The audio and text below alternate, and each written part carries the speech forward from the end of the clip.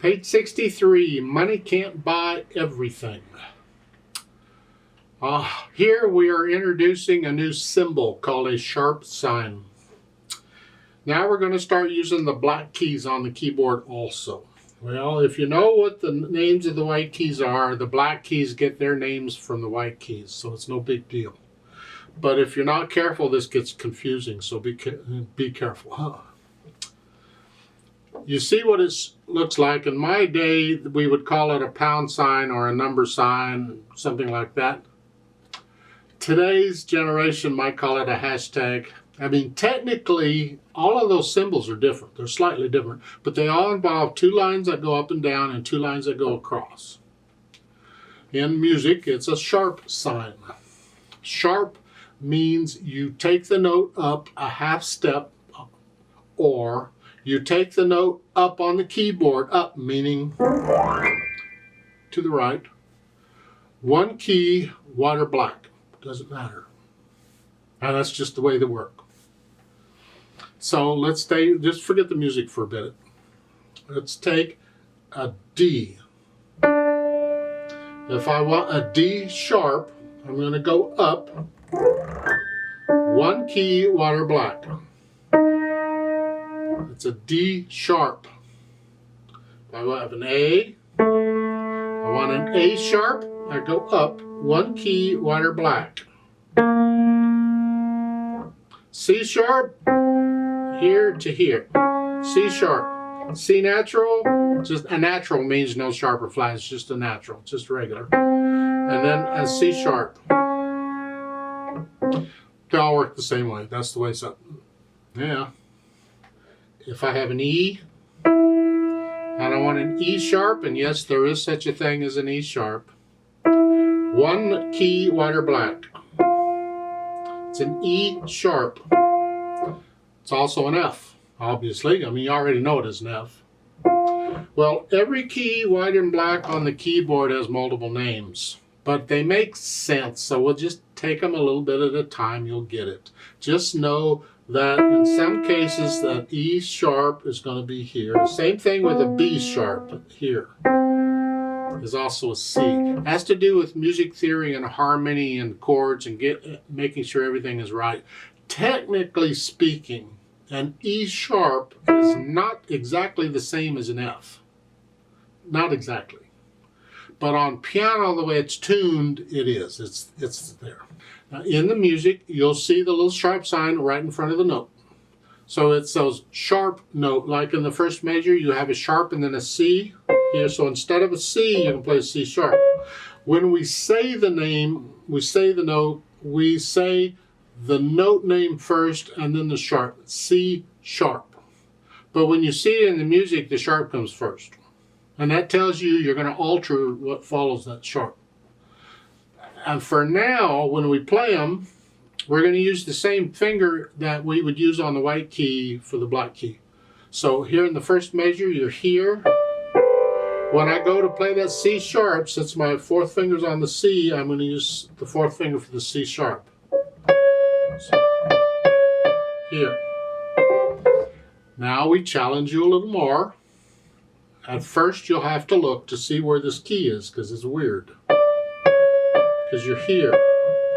Don't be moving the hand all over to do this. Try and do it without moving the hand if you can. Eventually, you need to be able to do this without looking at the keyboard, though. In the third measure, you have an A sharp. So, since the second finger's on the A, we'll use second finger on the A sharp. Like so. And that's the way they work. So, let's go through our routine here. Look the piece over. It's 4 lines long. There's no repeats on or nothing. We're going to play it one time. Treble, bass, clef, 4/4 time. Quarter notes, half notes. We can deal with that. Nothing big to hear. Melodies in the right hand throughout. Looks like their left hand just got these chords. These 2 notes. Okay. So let's take it one hand at a time and make sure we got the notes and the rhythms and all. So here, I assume by now you know the names of the notes. If not, drill yourself. Say the name, say the note, play the note. I'll get there in a minute. Give me a chance. Play the note and say the name of it and forget the rhythm. Just drill yourself. So we're starting here, G position, of course. That's 1, 2, 1, 2, 3, 4. 2, 3, 4. 3, 4. So you go through and do that, and then on the left hand you just got these chords, a G and a D, and then later it's a B and a D, second line a C and a D. Okay.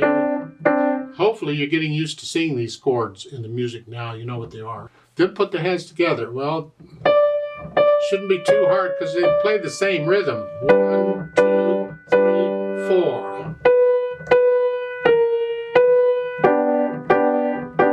4. So you go through and put the hands together.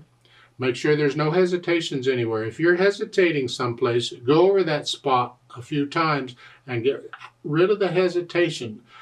Don't let it keep happening. That's a huge mistake. As far as articulation goes, they don't give any. So don't worry about it. Connect everything as best you can. Dynamics, well, it starts out loud, forte, F, forte. That's the melody. That's the right hand. Whatever you think loud is. This, keep this soft. And you get down to the third line. Now you're soft. The left has to be very soft then. Into the last two measures. Now you're loud again. Okay. March time. Well, I think march time is if you were going to march to it. How far? Left, right, left, whatever. On a metronome, a march tempo or march time is typically around 120. If you're looking for a metronome marking for it, I just feel it. Left, right, left, right.